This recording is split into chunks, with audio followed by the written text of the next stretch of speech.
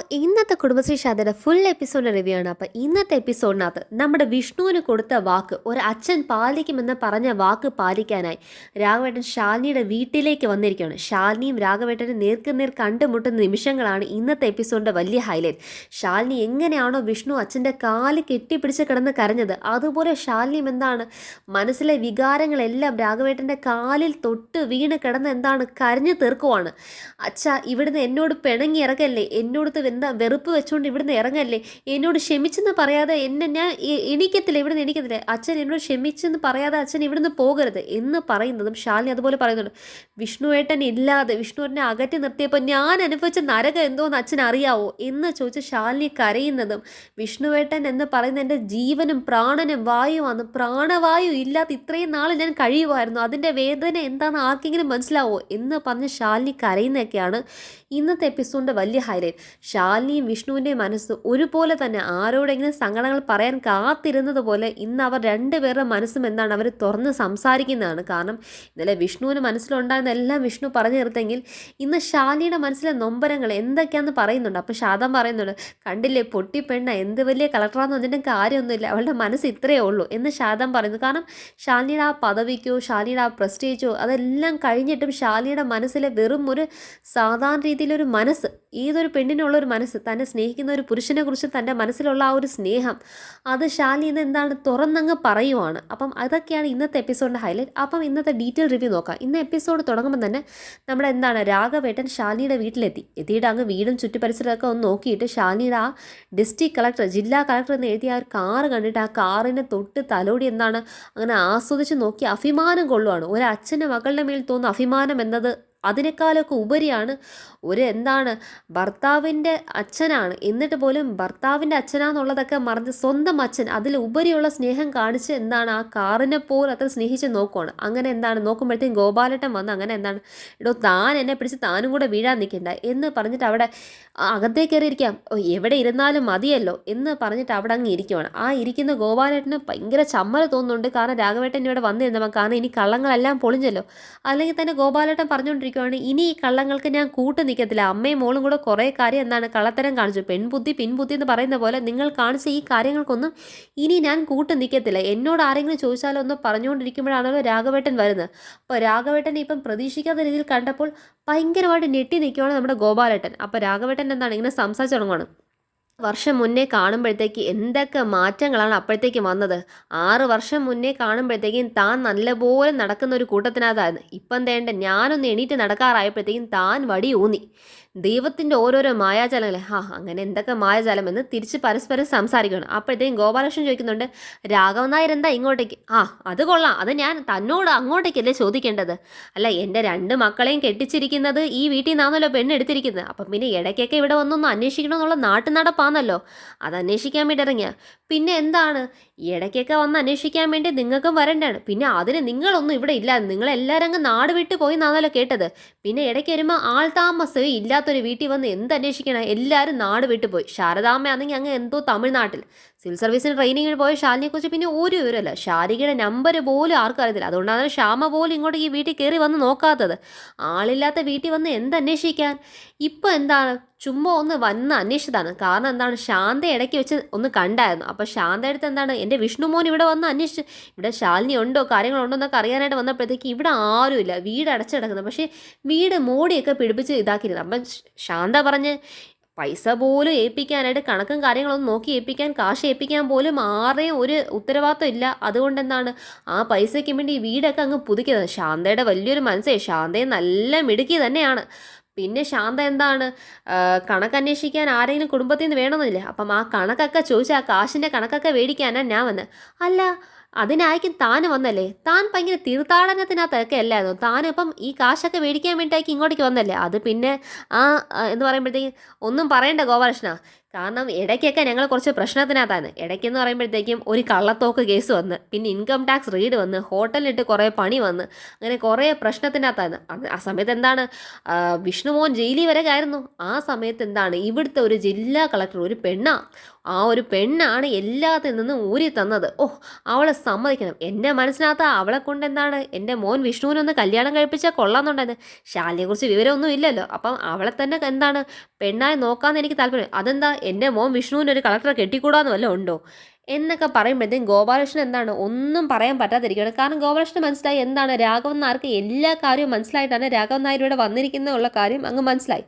അപ്പം ശാന്ത കാണിച്ചത് അടവാന്നും നിങ്ങളെല്ലാവരും പറഞ്ഞ കള്ളത്തരമാണെന്നും ശാലിനിയുടെ വിവരമില്ലായ്മയല്ല, ഇവിടെ ശാരദാമ്മ ഇവിടെ നാട് വിട്ട് തമിഴ്നാട്ടിലേക്ക് പോയിട്ടില്ല, ഗോപാലകൃഷ്ണൻ പോയിട്ടില്ല എന്നുള്ള കാര്യങ്ങളൊക്കെ ഞാൻ അറിഞ്ഞു എന്നതിനെ കുത്താതെ കുത്തി സംസാരിച്ചാന്നുള്ള കാര്യം മനസ്സിലായി.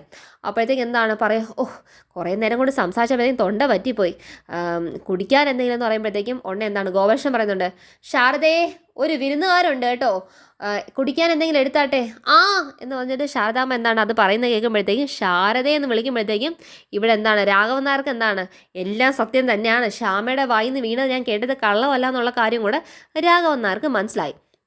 അപ്പോഴത്തേക്ക് അകത്തേക്ക് ഇരിക്കാം എന്ന് പറയുമ്പോഴത്തേക്കും അങ്ങോട്ടേക്ക് അകത്തേക്ക് ഇരിക്കാനായിട്ട് പോവാണ്. അപ്പോൾ അകത്തിരുന്ന് എന്താണ് സംസാരം നടക്കുമ്പോഴത്തേക്കും എന്താണ് ഒരു വിരുന്നുകാരുണ്ട് എടുക്കണേ ശാരദ എന്ന് പറയുമ്പോഴത്തേക്കും നേരെ ശാരദാമ്മ അങ്ങ് ഹാളിലേക്ക് വരുവാണ്. ശാരദാമ്മ വന്നിട്ട് എന്താണെന്നറിയോ, സംസാരിക്കുന്നതിന് മുന്നേ തന്നെ ഗോപാലേട്ടൻ പറയുന്നുണ്ട്, എനിക്ക് മനസ്സിലായി എല്ലാം എന്താണ് മനസ്സിലാക്കിയിട്ടാണ് രാഘവൻ നായർ വന്നതെന്നുള്ള കാര്യം മനസ്സിലായി. ഇതിൽ എന്നെ പഴി പറയില്ല, ഇതിനകത്തൊന്നും ഞാൻ കൂട്ടുനിന്ന കാര്യമല്ല, അമ്മയും മകളും കൂടെ ഒക്കെ തീരുമാനിച്ച് ചെയ്ത കാര്യങ്ങളാണ്, ഇതൊക്കെ തിരുത്തണമെന്നതായിരുന്നു എൻ്റെ അഭിപ്രായം എന്നൊക്കെ ഈ എന്താണ് അവർ തമ്മിൽ സംസാരിച്ചുകൊണ്ടിരിക്കുകയാണ്.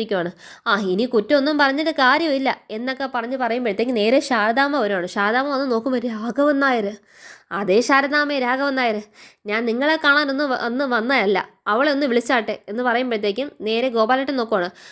ഞാനൊന്നും പറഞ്ഞിട്ടല്ലേ എന്ന് നേരെ ഗോപാലകൃഷ്ണൻ എന്താണ് ശാരദാമ്മയെ നോക്കി പറയുമ്പോഴത്തേക്കും, അതെ ശാരദാമ്മയെ ഈ ആണുങ്ങളുടെ മുഖത്തുനിന്ന് കള്ളത്തരങ്ങൾ വല്ലതും ഉണ്ടെങ്കിൽ അത് പെട്ടെന്ന് വായിച്ചെടുക്കാൻ പറ്റും. പെണ്ണുങ്ങൾക്ക് കള്ളത്തരം സൂക്ഷിക്കാൻ അറിയത്തില്ലെന്ന് പറയുന്നതൊക്കെ വെറുതെയാണ്.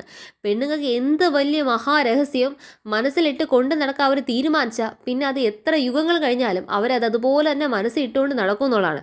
അപ്പം പെണ്ണുങ്ങൾക്ക് വലിയ വലിയ രഹസ്യങ്ങൾ സൂക്ഷിക്കാൻ അറിയാം.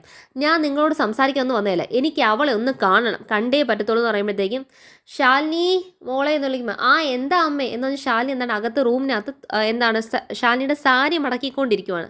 അപ്പോഴത്തേക്ക് ദേണ്ട അച്ഛൻ നിന്നെ കാണുമെന്ന് വിളിക്കുന്നു പറയുമ്പോഴത്തേക്ക് നേരെ എന്താ അച്ഛൻ എന്ന് പറയുമ്പോഴത്തേക്ക് നേരെ എന്താണ് വന്നിരിക്കുന്നത് രാഘവേട്ടനെ കാണുവാൻ. രാഘവേട്ടനാണെങ്കിൽ അത്രയും നേരം ദേഷ്യ മനോഭാവത്തിൽ ഇരുന്ന് രാഘവേട്ടൻ ശാലിനിയെ കണ്ടതൊക്കെ എന്താണെന്നറിയോ, കണ്ണ് നിറഞ്ഞങ്ങ് എന്താണ് നിൽക്കുവാണ്. കാരണം തൻ്റെ മക്കളെ എന്താണ് കുറേ നാൾ നമ്മുടെ നിന്ന് മാറി നിന്ന നമ്മുടെ മക്കൾ നാട്ടിൽ നിന്ന് വേറെ എവിടെയും പഠിക്കാനൊക്കെ പോയി നിന്ന മക്കളെ പെട്ടെന്ന് നമ്മൾ കുറച്ച് ദിവസം കഴിയുമ്പോഴത്തേക്കും കാണുമ്പം നമ്മുടെ കണ്ണ് എന്താണ് കണ്ട് തീർത്തില്ലല്ലോ, കണ്ടൊന്ന് നിറയട്ടെ, കണ്ണ് നിറയാൻ വേണ്ടി നമ്മൾ കാത്തിരിക്കുന്ന നിമിഷമുണ്ട്. അതുപോലെ കണ്ണിൽ എന്താണ് ശാലിനിയുടെ മുഖത്തിന് ഒപ്പിയെടുക്കാൻ വേണ്ടി രാഘവേട്ടൻ ഇങ്ങനെ ശാലിനി ഇങ്ങനെ നോക്കുവാണ്. നോക്കുന്ന ഭയങ്കര വികാരത്തിനകത്താണ് നോക്കുന്ന നോട്ടമൊക്കെ. അപ്പോഴത്തേക്ക് ശാലിനി എന്താണ് അച്ഛൻ പറയുന്നുണ്ട്, ഗോപാലകൃഷ്ണൻ പറയുന്നുണ്ട്, ഈ അച്ഛനല്ല അച്ഛനാണ് നിന്നെ കാണുമെന്ന് പറഞ്ഞെന്ന് പറയുന്നുണ്ട്. അപ്പം എല്ലാം മനസ്സിലായെന്നുള്ള കാര്യം മനസ്സിലായി. ശാലിനി അവിടെ എന്താണ് കള്ളത്തരങ്ങളൊക്കെ ഇവിടെ കൊണ്ട് അവസാനിച്ച് എന്ത് പറയുന്നുണ്ടെങ്കിൽ ശാലിനി കണ്ണ് നിറഞ്ഞ് വിതുമ്പി അങ്ങ് നിൽക്കുവാണ്. ശാലിനി അങ്ങ് എന്താണ് ടോട്ടലി അങ്ങ് ഭയങ്കരമായിട്ട് എന്താണെന്നറിയോ അയ്യോ എന്നുള്ള രീതിക്കകത്ത് അങ്ങ് നിൽക്കുമ്പോഴത്തേക്ക് എന്താണെന്നറിയോ, നിന്നെ ഒന്ന് കാണണമെന്നുണ്ടായിരുന്നു, നിന്നെ ഇങ്ങനെ ഒന്ന് കാണണമെന്നുണ്ടായിരുന്നു, കണ്ട് ഞാനിനി ഇറങ്ങുവാ എന്ന് പറഞ്ഞിട്ട് നേരെ വടിയും കുത്തി എന്താണ് തിരിച്ചങ്ങ് ഇറങ്ങുമ്പോഴത്തേക്ക് ശാലിനി ഓടി വന്ന് രാഘവേട്ടൻ്റെ കാലിനകത്തങ്ങ് വീണങ്ങ് കെട്ടിപ്പിടിക്കോ, അച്ഛാ എന്നോട് വെറുപ്പ് കാണിക്കരുത്, എന്നെ വെറുത്തോണ്ട് ഈ വീട്ടിൽ നിന്ന് ഇറങ്ങല്ലേ, എന്നോട് ദേഷ്യം കാണിക്കല്ലേ, എന്നോട് ക്ഷമിച്ചെന്ന് പറയാൻ ഞാൻ ഇവിടുന്ന് എണീക്കത്തില്ല എന്ന് പറഞ്ഞ് കാലി കെട്ടിപ്പിടിച്ച് വീണ് കിടന്നങ്ങ് കരയുവാണ്. അങ്ങനെ ശാലിനി കരയുമ്പോഴത്തേക്ക് എന്താണ് രാഘവൻ നായർക്ക് ഭയങ്കര സങ്കടമാണ്. നീ എണീക്ക് മോളെ എന്ന് പറയുമ്പോഴത്തേക്ക് നിന്നെ കണ്ടപ്പോൾ എനിക്ക് നിന്നോട് ദേഷ്യമൊക്കെ ഉണ്ടായിരുന്നു, നിന്നോട് വരുന്നവരെ എനിക്കിവിടെ നിന്നെ കാണുന്നവരെ ദേഷ്യമാണ്, പക്ഷേ മോളെ നിന്റെ കണ്ണീന്ന് ഒരു കണ്ണീരിട്ട് വീണ അത് ഈ അച്ഛനെ സഹിക്കത്തില്ല, അത് ഈ രാഘവേട്ടനെ സഹിക്കാൻ പറ്റില്ല. നിന്നെ ഈ കോലത്തിൽ കാണണം തന്നെയാണ് ഞാൻ ഏറ്റവും ആഗ്രഹിച്ചത്. നീ ഏറ്റവും നല്ല രീതിയിൽ ഈ ഒരു പദവിയിലേക്ക് എത്തി നീ ആ രാജപ്രൗഢിയോട് നിൽക്കുന്ന കാണാൻ തന്നെയാണ് ഞാൻ ആഗ്രഹിച്ചത്. അത് കണ്ടു, എനിക്ക് സംതൃപ്തിയായി, എനിക്ക് മനസ്സിൽ സന്തോഷമായി മോളെ എന്ന് പറയുന്നുണ്ട്. നിന്നോട് ഞാൻ എന്തോ പിണങ്ങാണ്ടി കേട്ടില്ലേ ശാരദാമ്മേ, പിണങ്ങാൻ പോലും അവളുടെ ഓരോരോ കാര്യങ്ങളെ എന്ന് പറയുമ്പോഴത്തേക്ക് എന്താണെന്നറിയോ, രാഘവേട്ടൻ അത് പറഞ്ഞ് ആശ്വസിപ്പിക്കുമ്പോൾ ശാലിനി പറയോ, എന്നെ വേണമെങ്കിൽ അച്ഛൻ തല്ലിക്കോ, പക്ഷേ അച്ഛൻ എന്നോട് വെറുപ്പ് കാണിക്കില്ല അച്ഛൻ അച്ഛനെ വിഷമിച്ചിട്ടുണ്ട് എനിക്കറിയാം, പക്ഷേ അച്ഛൻ എന്നെ വെറുക്കരുത്, അച്ഛൻ എന്നെ ശപിക്കില്ല എന്നൊക്കെ പറയുമ്പോൾ എനിക്ക് പോട്ടടി കഴിഞ്ഞ കാര്യങ്ങളെല്ലാം കഴിഞ്ഞതെല്ലാം ഇതോടെ അവസാനിച്ച് കഴിഞ്ഞൊക്കെ ഞാൻ മനസ്സിൽ നിന്ന് വിട്ട് പഴയ വിഴുപ്പളക്കാൻ വേണ്ടി നമ്മൾ ആരും ഇനി പോകണ്ട. എന്താണ് പഴയ കാര്യങ്ങൾ അതോടെ കഴിഞ്ഞു, അത്രയല്ലേ? എന്താ ശാരദാമ്മേ? അത് തന്നെ രാഘവേട്ട ഞാനും പറയുന്നത്, പഴയതൊക്കെ കഴിഞ്ഞു. സത്യാമ്മയെ പേടിച്ചിട്ടുണ്ട്, ഓടാൻ തുടങ്ങിയ ഓട്ടമാണ്. ആ ഓട്ടം ആദ്യം ഓടി, പിന്നെ അത് ഓടിക്കൊണ്ടിരുന്നു, പിന്നെ ഇനിയിപ്പം എന്താണ് മുന്നിൽ പ്രത്യക്ഷപ്പെടാൻ പറ്റാത്ത അവസ്ഥയായിപ്പോയി. പിന്നെ അത് തന്നെ അങ്ങ് എന്താണ് തുടരേണ്ട വന്ന്, പിന്നെ ഇതിൽ നിന്നൊന്നും ഊരി വരാൻ ഒരു മാർഗ്ഗമില്ലാതായിപ്പോയി.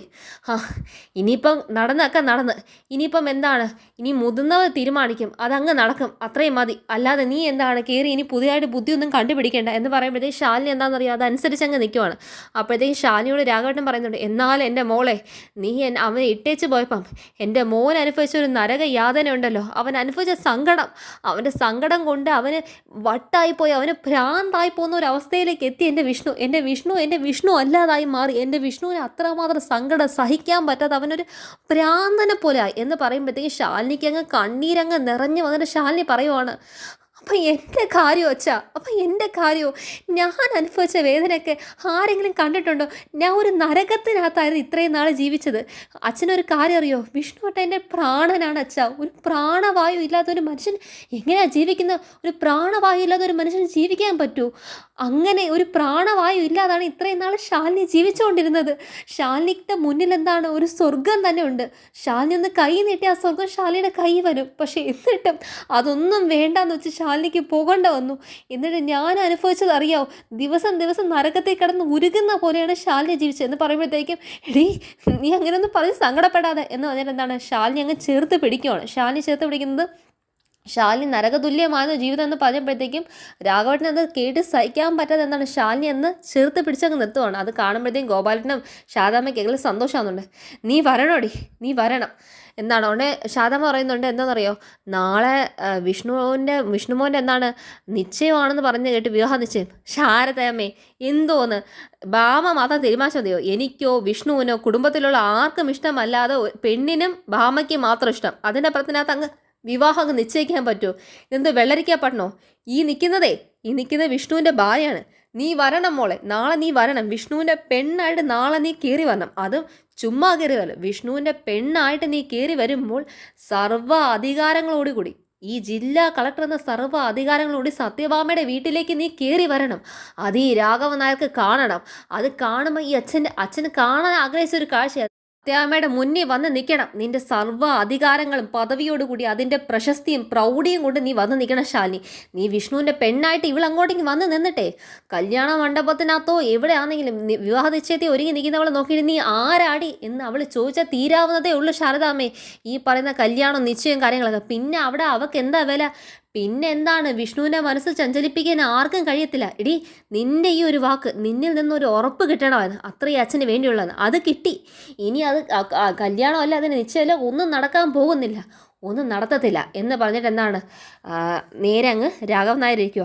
ആ ഞാൻ ഒന്ന് ഇരിക്കട്ടെ എന്ന് പറഞ്ഞിട്ട് ഇരിക്കുമ്പോഴത്തേക്കും എല്ലാവർക്കും സന്തോഷമായി. കാരണം എന്താണ്, ഞാൻ വരും അച്ഛ എന്നും കൂടെ ശാലിനി അറിഞ്ഞപ്പോഴത്തേക്കും ഭയങ്കര സന്തോഷമായി. അപ്പം ഞാൻ വരും അച്ഛ എന്ന് പറഞ്ഞപ്പോഴത്തേക്കും ശാരദാമ്മയ്ക്കും ഗോപാലനൊക്കെ, അതായത് മോളുടെ ജീവിതം ഇനി സേഫ് ആയല്ലോ. മോളുടെ ജീവിതം ഇത്രയും നാൾ എന്താണ് എന്തൊക്കെ പൂർണ്ണത ഉണ്ടെങ്കിലും അപൂർണ്ണമായിരുന്നു വിഷ്ണു ഇല്ലാതെ ശാലിനിയുടെ ജീവിതം. അപ്പം ആ അപൂർണ്ണത എല്ലാം മാറ്റി ഇനി പൂർണ്ണതയിലേക്ക് വിഷ്ണു ശാലിനി ഒത്തുള്ള ജീവിതം വരാൻ പോകുന്ന എന്ന സന്തോഷത്തിൽ തന്നെ അവരെല്ലാവരും നിൽക്കുകയാണ്. അപ്പോഴത്തേക്ക് എന്താണ്, ഞാൻ രാഘവേട്ടനെ കുടിക്കാൻ എന്തെങ്കിലും എടുക്കാൻ സംസാരിച്ചുകൊണ്ടിരുന്നതേ ഉള്ളൂ. ഇനി വെള്ളവും ഒക്കെ കുടിച്ചിട്ടേ പോകുന്നുള്ളൂ. പക്ഷേ ശാരദാമ്മ വേണ്ട, എനിക്കിതേണ്ടേ ഇവളുടെ കൈ കൊണ്ടാണ് വേണ്ടത്. ഇവളുടെ കൈ കൊണ്ട് ഒരു വല്ലതും കുടിച്ചിട്ട്, ഒരു കാപ്പി കുടിച്ചിട്ട് എത്ര നാളായി. പിന്നെ നോക്കണമല്ലോ, വലിയ കളക്ടർ മാഡം എന്നൊക്കെ പറഞ്ഞാൽ കളക്ടർ മാഡത്തിന് ഇപ്പോഴും എന്താണ് രാഘവേട്ടൻ്റെ എന്താണ് മരുമക്കളായി ഇരിക്കാനുള്ള അന്തസ്തൊക്കെ ഉണ്ടോ, അതിന് തക്ക രീതിയിലുള്ള എന്താണ് ക്വാളിഫിക്കേഷൻ ഉണ്ടോ എന്ന് നോക്കട്ടെ. അപ്പം കളക്ടർ മാഡം പോയി എന്താണ് നല്ലൊരു ചായ അച്ഛൻ്റെ പാകത്തിന് പോയി ഇട്ടുകൊണ്ട് പോയി എന്ന് പറയുമ്പോഴത്തേക്ക് നേരെ ശാലിനി എന്താണ് അകത്തേക്ക് പോകണം. പോയിട്ട് നേരെ പൂജാമുറിയിലാണ് പോകുന്നത്. പൂജാമുറി പോയി സർവ്വദൈവങ്ങളും വിളിച്ച് എന്താണ് സന്തോഷവും സമാധാനവും കൊണ്ട് എന്താണ് പ്രാർത്ഥിക്കുകയാണ്, കൈകൂപ്പി നിൽക്കുകയാണ്. എന്നിട്ട് എന്താണ് ചായ ഇടാൻ വേണ്ടി പോകുന്നതാണ് കാണിക്കുന്നത്. ഇവിടെ ആണെങ്കിൽ സത്യഭാമയുടെ വീട്ടിലാണെങ്കിൽ പിള്ളയാണെങ്കിൽ റോഡിൻ്റെ വക്കത്ത് വന്ന് നോക്കിക്കൊണ്ടിരിക്കുക. അയ്യോ എവിടാണോ രാഘവേട്ടൻ പോയിരിക്കുന്നത്, രാഘവ സാർ എവിടെ പോയെന്ന് അറിയത്തില്ല. ഈ സത്യാമ്മ ഇന്ന് തന്നെ ഇവിടെ വെച്ച് പൊറുപ്പിക്കുന്നില്ല, കൊല്ലുമെന്ന് പറയുമ്പോഴത്തേക്കും ഒരു എന്താണ് ടാക്സി കാർ വരുന്നത്. അപ്പം ടാക്സി കാറിനകത്ത് ഒന്ന് ഇറങ്ങുമ്പോഴത്തേക്കും സാറേ ഇതിന് കാശ് കൊടുത്തോ, അതൊക്കെ ഫോണിൽ കൂടെ കൊടുത്തു പിള്ളേ എന്ന് പറയുവാണ്. അപ്പം അത് പറയുമ്പോഴത്തേക്ക് എന്താണ് പിള്ള പറയും, എപ്പോഴെങ്കിലും രാഘവൻ സാർ വന്ന കാര്യം സത്യാമ്മ എന്നെ ഇവിടെ ഇട്ട് പൊരിപ്പിക്കുമായിരുന്നു.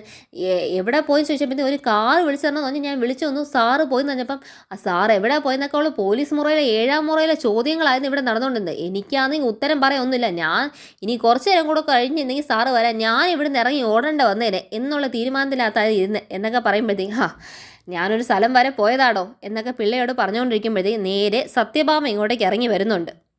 ഇത് എവിടെ പോയിരിക്കുന്നത്? ഒന്നാമതേ വയ്യാത്തൊരു വ്യക്തിയല്ലേ ഭാമേ. എനിക്കൊരു വയ്യായ്മയും കാര്യങ്ങളൊന്നുമില്ല. അതൊക്കെ മനസ്സിന് തോന്നല. നിങ്ങളൊക്കെ കൂടെ പറഞ്ഞ് ഉണ്ടാക്കാതിരുന്നാൽ മതി. ഞാൻ നല്ല ഇതാണ്. എനിക്ക് ഒരു എന്താണ് ബലഹീനതയുമില്ല. നീയൊക്കെ കൂടെ ഉണ്ടാക്കി വെച്ചതാണ്. പിന്നെ എന്താണ് അർദ്ധനാരീശ്വര സങ്കല്പപ്രകാരം ഒരു പുരുഷൻ്റെ പകുതിയും ഒരു സ്ത്രീയും ഒരു പുരുഷനും ചേരുന്നതാണ് ശക്തി. എൻ്റെ പകുതി ശക്തി എന്ന് പറയുന്ന ഭാമേ, നീ എന്ന് പറയുന്ന ശക്തി എന്താണ്? നിനക്കറിയാലോ, ഞാൻ പറയാതെ തന്നെ. നീയാണ് എന്നെ തളർത്തി കളഞ്ഞെന്ന് പറയുമ്പോൾ അപ്പം രാഘവേട്ടൻ പറയുന്ന രാഘവേട്ടൻ ഒരു വശം തളർന്നിരിക്കുന്നത് ഞാനാണെന്നാണ് രാഘവേട്ടൻ പറഞ്ഞ് ഉദ്ദേശിക്കുന്നത് എന്ന് പറയുമ്പോഴത്തേക്കും അത് ഭാവേ ഞാൻ പറയാൻ നിനക്ക് മനസ്സിലാക്കാനുള്ള വിവരവും ബുദ്ധിയൊന്നും ഇല്ലേ? രാഘവേട്ടൻ എവിടെ പോയെന്നാലും ചോദിച്ചു. പോയ സ്ഥലത്തിനൊരു പേരില്ലേ? എല്ലാം നിന്നെ ബോധിപ്പിക്കണോ ഭാമേ? ഞാൻ എന്ത് ഈ വീട്ടിൽ ജയിൽ പുള്ളിയാണോ? പോകുന്ന സ്ഥലത്തിനകത്തൊക്കെ എവിടെ പോയെന്ന് എഴുതി വെച്ച് ഇവിടെ തന്നിട്ട് പോകാൻ വേണ്ടി? ഞാൻ ജയിൽ പുള്ളിയൊന്നുമല്ല ഭാമേ. എനിക്ക് ഈ വീട്ടിൽ നിന്ന് എവിടെ വേണമെങ്കിൽ ഇറങ്ങി പോകാം, ആരെ വേണമെങ്കിൽ കാണാം, എവിടെ വേണമെങ്കിൽ പോയിട്ട് വരാം. എനിക്ക് മനസ്സിലാവുന്നുണ്ട് ഭാമേ, നിൻ്റെ അഹങ്കാരം കൊണ്ട് നീ കാണിച്ചു കൂട്ടിയിട്ടൊന്നും കയ്യും കണക്കില്ല. പണ്ടിവിടെ പ്രീതി ഉണ്ടായിരുന്നപ്പം പ്രീതിയുടെ കുഞ്ഞിനെ നഷ്ടപ്പെടുത്താനുള്ള കാരണമായത് നീയാണ്. പ്രീതിയും ഭർത്താവും കൂടെ ഇവിടെ നിന്നപ്പോഴത്തേക്കും അവർക്ക് സ്വര്യം കൊടുക്കാൻ നീ ആ സമയത്താണ് ഇങ്ങനത്തെ ഒരു തളർച്ച എന്താണ് രാഘവനാർക്ക് സംഭവിക്കേണ്ടി വരുന്നത്. നീ ഇതൊന്നും ഓർത്തിട്ടില്ല. നീ ചെയ്തത് കൊണ്ട് സംഭവിച്ച ഒരു ഭവിഷ്യത്തുകളും മറന്നിട്ടാണ് നീ ഇന്നും പ്രവർത്തിച്ചുകൊണ്ട്. ഇപ്പോഴാണെങ്കിലോ അവളങ്ങ് വിഷ്ണുവിൻ്റെ ജീവിതത്തിൽ അങ്ങ് കൈകടത്തി അങ്ങ് കളിച്ചുകൊണ്ടിരിക്കുവാണ്. ഇനി അവൻ്റെ ജീവിതം കൂടെ തുലയ്ക്കാനുള്ള. രാഘവേട്ടൻ എന്തിനാ വെള്ളം കോരുന്നൊക്കെ എനിക്ക് മനസ്സിലായി. രാഘവേട്ടനല്ല, ഇനി ആരൊക്കെ എന്തൊക്കെ വെള്ളം കോരിയാലും നാളെ വിഷ്ണു മധുശ്രീയായിട്ടുള്ള വിവാഹ നിശ്ചയം നടക്കും. ഉടനെ തന്നെ എന്താണ് വിവാഹവും നടത്തും എന്ന് പറയുമ്പോഴത്തേക്ക് നടക്കത്തില്ല ഭാമേ. വിവാഹം നടത്തുമെന്ന് പറയുമ്പോഴത്തേക്ക് അപ്പോൾ ശ്യാം അകത്തുനിന്ന് കേട്ട് ഇങ്ങനെ ഞെട്ടിയിരിക്കുമോ? അയ്യോ വിവാഹം നടത്തും, നാളെ തന്നെ നിശ്ചയം നടത്തുന്നൊക്കെ സത്യാമ്മയുടെ വെല്ലുവിളിയും വാശിയും കേട്ട് ശ്യാമ ഇവിടെ ഞെട്ടി നിൽക്കുമ്പോഴത്തേക്കും രാഘവേട്ടൻ പറയുന്നത് നടക്കത്തില്ല ഭാമേ, കല്യാണം നടക്കത്തില്ല, ഒരു ചുക്ക് നടക്കത്തില്ല എന്ന് പറയുമ്പോൾ ഭാമ ഞെട്ടിത്തിരിക്കും. കാരണം രാഘവേട്ടൻ എന്തോ ഇത്ര എനിക്ക് എതിർത്ത് എനിക്ക് നേരെ തന്നെ എന്താണ് നടക്കത്തില്ല എന്ന് ഉറച്ചൊരു തീരുമാനത്തിൽ പറയുന്നത് എന്ന് സത്യഭാമ ഞെട്ടി നിൽക്കുന്നു. അതുപോലെ ശ്യാമ ഇവർ പറയുന്ന വർത്താനം കേട്ട് ഇവിടെ ഞെട്ടി നിൽക്കുന്നതാണ് ഇന്നത്തെ എപ്പിസോഡ് കാണിച്ചത്. അപ്പോൾ ഇതാണ് ഇന്നത്തെ വിഷ്ണു ശാലിനി സീരിയലിൻ്റെ റിവ്യൂ. എല്ലാവരും കാണുമോ, ലൈക്ക് ചെയ്യുമോ, ഷെയർ ചെയ്യുമോ, സബ്സ്ക്രൈബ് ചെയ്യുമോ. താങ്ക്